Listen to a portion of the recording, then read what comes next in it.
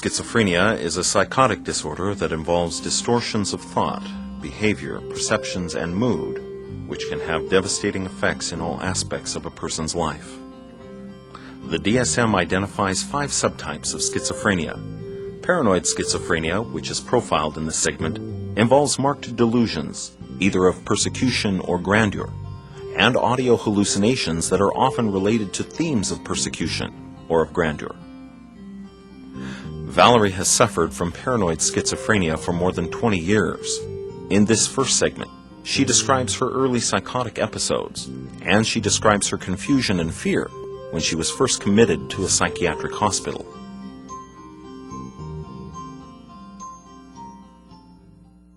I was married 8 years, and the last 4 years of the marriage were getting pretty bad.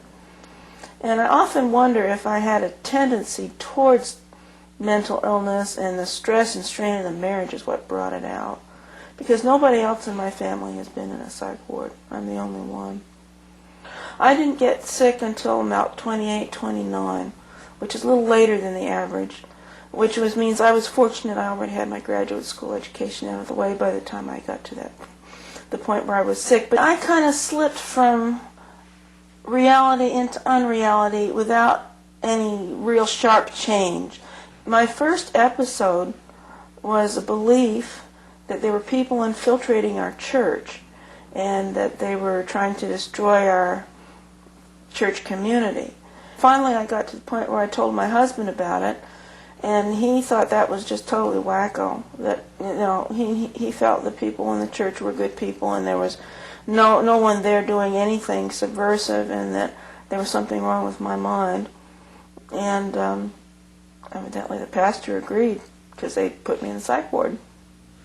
You know, I was just sure that the people running the psych ward were going to kill me, and I was sure that the medicine they were giving me was poison.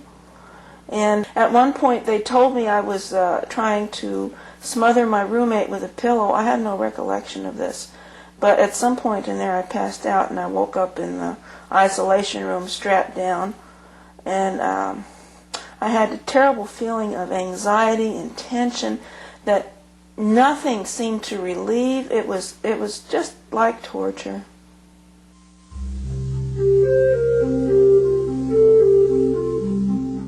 Some subtypes of schizophrenia cause people to become emotionally blunted and incoherent.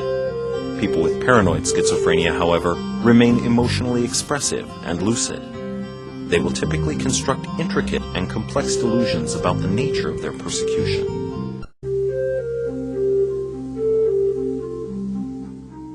Paranoid schizophrenia begins to be expressed relatively later in life than other subtypes, and usually does not appear until after age 25.